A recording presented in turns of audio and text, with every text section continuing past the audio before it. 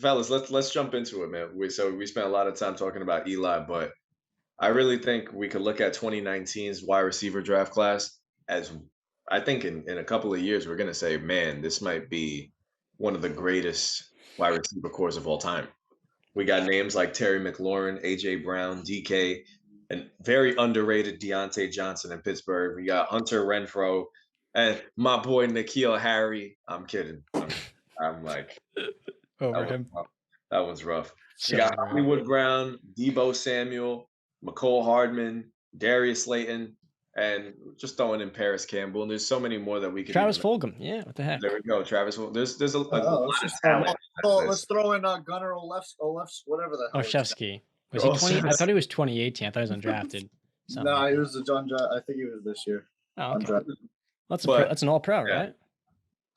Yeah, yeah, sure. Yeah. Yeah. Got a lot of busts in this class too. I mean, to rub some salt into the wound for Eagles fans out there, JJ Arcega-Whiteside was the 57th pick over I don't know, Terry McLaurin.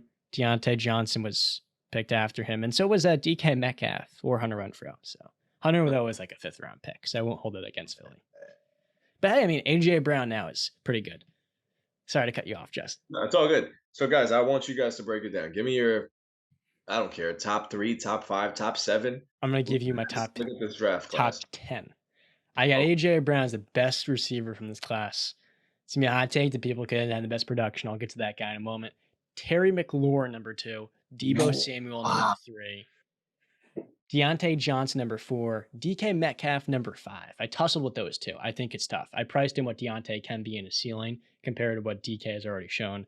6. I got Hunter Renfro. 7. Hollywood Brown. 8. These just the NFL players. Darius Slayton. 9. McCole Hardman. And then 10. My guy Travis Fulgham. That was fun. Fun little run he had. You know, like what was it? Terry at number 2.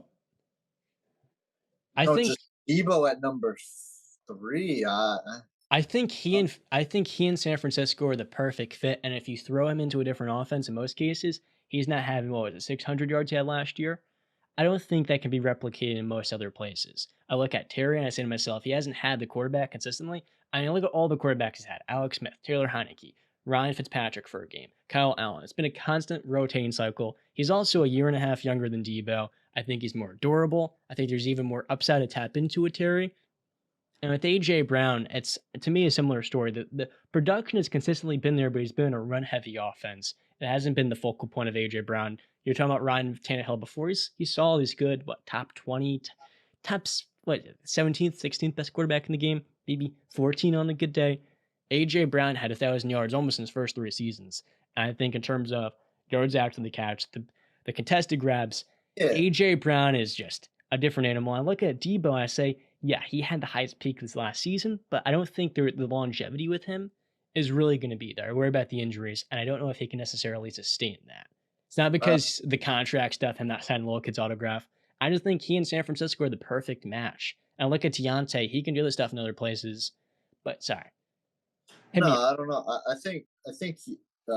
I mean, the injuries are a concern, obviously, especially with the workload he has. I don't agree with you that if just because he's in San Francisco, he's doing what he's doing. I think if any smart team, smart coach would see Debo has this talent that he can run the ball and catch the ball, like I think you would be a stupid head coach and should be fired immediately if you couldn't tell that when you're watching Debo Samuel play. This is Kyle Um, Shanahan.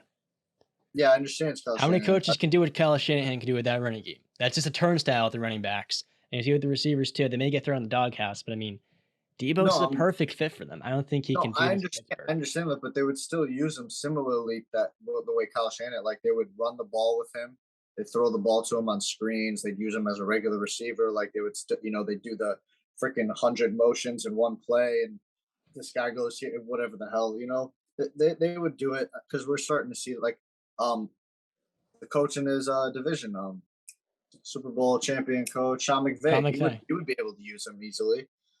Um, but that's there. That's not the debate. I just think Debo's the best receiver in this class because of what he can do on the ground and in the air. I love the production. And you mentioned quarterbacks with the other guys. I mean, Debo Samuel had Jimmy Garoppolo. I mean, that's not Same not level much. as Ryan Tannehill. Yeah, it's not doing well. But I'll just give you my rankings. Sure. I got Debo number 1, AJ number 2, AJ Brown number 2, DK Metcalf number 3, Ooh. Terry McLaurin. Say it again. McLaurin.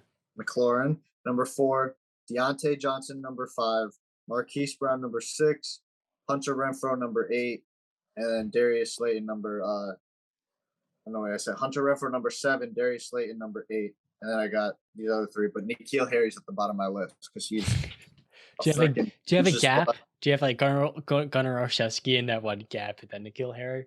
I would take Gunnar Olszewski over N'Keal Harry. Justin, let's hear your Give me list. something. No more N'Keal Harry talk. We're done talking about it. I'd like to mention somebody, another Patriots player who, although he wasn't drafted, but he's a part of he was an undrafted free agent for the New England Patriots. I'd like to highlight Jacoby Myers being on that list. I think he showed a lot over his last 2 seasons. Possession receiver, nowhere near as good as Hunter Renfrow, but definitely a reliable target. He's turned in. Who would have thought that coming out of that draft, once the Patriots filled out their roster, that Jacoby Myers would still be, he would be the guy over N'Keal Harry. Everybody thought N'Keal Harry was going to be our big number 1 guy. I did Nobody- not. I did not. Same. No, nobody thought that this former college quarterback. No, I'm saying I did not believe N'Keal Harry was going to be anything special in the Oh, NFL. Did you? I expected a little something. I mean, more production than what we had. So I had more faith, Justin. I had more faith in Aaron Dobson when we drafted him than this guy. Okay. I just like to shout out Jacoby. But number 1, I'm with Brandon. I got Debo. I think he's the most dynamic receiver in the game. I love this conversation because I'm a big fantasy football geek. So when I look at players on this list, Debo Samuel is one of the number 1 guys I'm going for. Number 2, I'm going to go AJ Brown. What he did with the Titans offense, whenever he is on the field, some of the catches he made this past season, unreal. This guy I can't believe that he's no longer on the Titans. Philadelphia, celebrate now, man. You guys got an absolute steal at wide receiver to pair with Jalen Hurts. Number 3, I love Scary Terry, man. I love Scary Terry. Unfortunately, his quarterback has never been anything to parade about. Honestly, I would have loved to see Ryan Fitzpatrick healthy with the Washington football team at the time, now the Commanders, because I feel like a gunslinger in the pocket with Terry McLaurin, I think he would have went easily for over 1,300 yards, maybe even more. That guy would have gotten so many looks. Number 4, I got DK. Just got to give a little love to DK. I think he's one of the most explosive receivers in the game. I mean, he had some moments where he kind of like disappeared last season, but I think overall his talent level is just above so many. Number 5, I got your boy Deontay. I think Deontay is one of the most underrated wide receivers in football, easily. And hopefully, if Kenny Pickett or Mitchell Trubisky, whoever the hell his quarterback is, can feed them the ball, this guy should be. We might relook at this next season, and he might be number 3. He's gonna be better than DJ or DK. Sorry, So that's what I'm saying. I want to jump in after you to say something. There's some wiggle room there, bro. So believe me, I got love for your boy. And number 6, Hunter Renfrow. Hunter Renfrow really just turned on the Jets this past season with Derek Carr and them. He deserved his payday. This guy is an incredible possession receiver. He runs routes. He will break anybody's ankles out there. Man, I wish he was a Patriot. I'm so jealous. He just feels like the perfect guy for a Patriot system, but we'll never see that, unfortunately. Josh McDaniels stole that forever. I like Hollywood Brown, number 7. He had a little issues with the drops, but overall, he's been Baltimore's number 1 receiver over the last couple of years. Number 8, I got McCole Hardman. And number 9, I love Darius Slayton. I just feel like he doesn't have the quarterback play to Well, really. Jacoby Myers. I didn't even know he was in this class. You'll have to put Jacoby with both those guys. Yeah, so and Jacoby Myers is right there too. Honestly, I might even just switch that and I'll put Jacoby 8. McCole 9, Darius Slayton 10. I don't think McCole, like, you're playing with Pat Mahomes in Andy Reid's system. You're playing with the best receiver in the NFL last year, and he wasn't a receiver number 2. He's the return guy. He can be very good at that. Great at that. But you're also playing with Travis Kelce. And if you can't fill the role of number 2 in that offense, how good are you exactly? That's my question. If you can't fill that void. Speaking of Deontay Johnson, He's not produced at the same level of DK. And in year two, when DK had over 1,100 yards, it was because of drops with Deontay. He had almost 15 in that season. He would have had it over 1,000 the last 2 years if it weren't for them. He started to clean it up last year.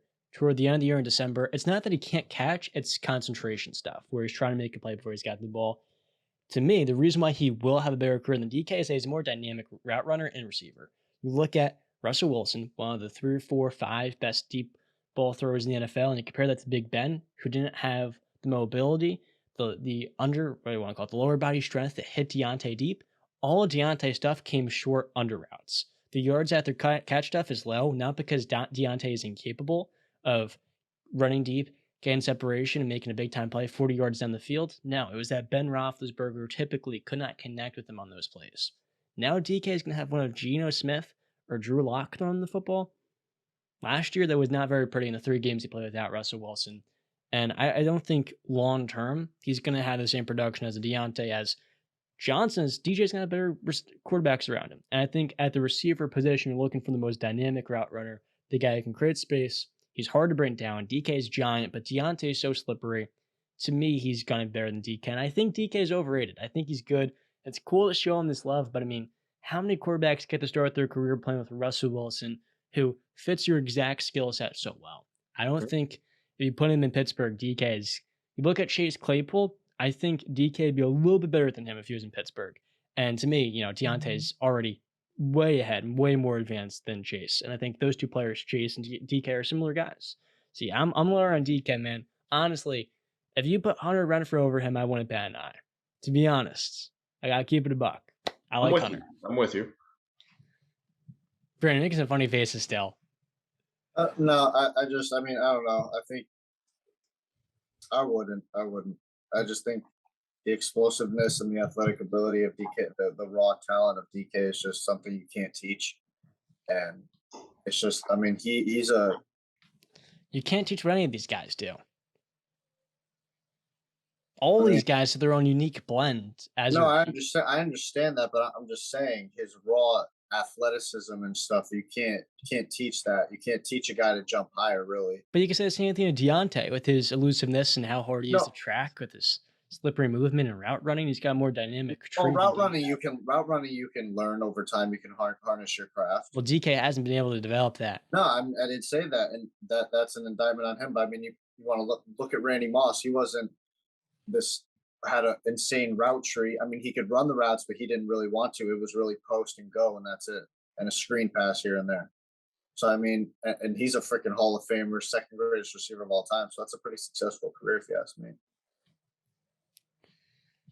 You hit me hard at that, Randy Moss. I mean, it's a pretty. I don't think DK is more better comparison because of their builds, but Yeah, I think Randy. I mean, it's friggin' Randy Moss. I feel like when we look at DK long term, do you think the production's going to stick without Russell Wilson? I don't think so. I don't think so either. Do you think he's going to be like a consistent 1,000-yard guy? Because I think Deontay certainly will be from here on out for the next 4 or 5 years. Even if he's not in Pittsburgh. If he gets better quarterback. You can argue that Tyler Lockett is the best receiver out there in Seattle. It's the case for that. I mean, we'll see what he does without this quarterback. This is his first year without a quarterback, so he's going to have to, show that he doesn't need a quarterback to get the type of production, to really enter his name into that stratosphere.